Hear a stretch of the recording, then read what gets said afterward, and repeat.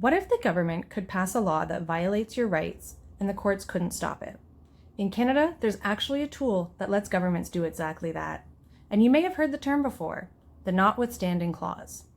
Now the Supreme Court is being asked to clarify two key questions. How can legislatures use the Notwithstanding clause, and what role do the courts have after it's used?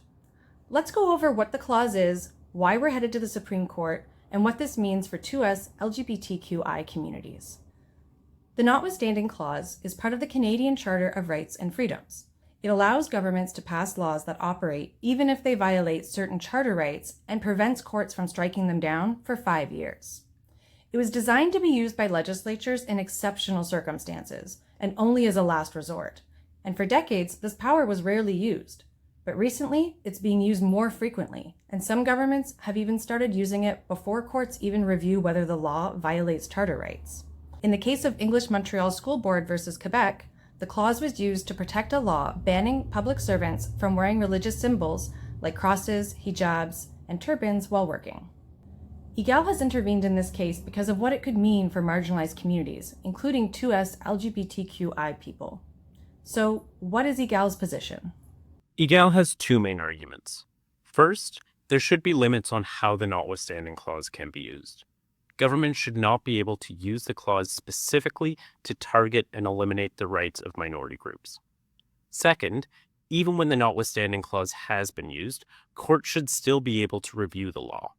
They may not be able to strike it down, but the court should be able to say whether it violates charter rights. Exactly. The clause allows a law to continue operating despite certain rights violations, but that shouldn't stop courts from examining the law and publicly declaring when rights have been violated. That's why declaratory relief is an important tool in ensuring democratic accountability. The courts can recognize the rights of affected people and ensure the public knows when governments violate constitutional rights and why. Why does this matter right now? Because the Notwithstanding clause is being used more often and increasingly in ways that affect us LGBTQI communities.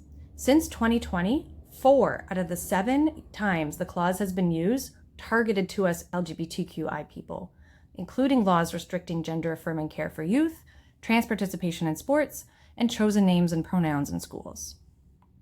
For communities with limited political power, courts play an essential role in recognizing and affirming rights. That's why it's so important that courts can still review these laws and publicly recognize when charter rights are being limited.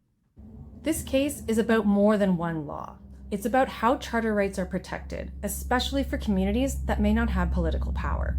Egale is arguing that the Notwithstanding clause should not be used to eliminate the rights of minority groups, and that even when governments use the Notwithstanding clause, courts should still be able to examine those laws and say whether they violate charter rights.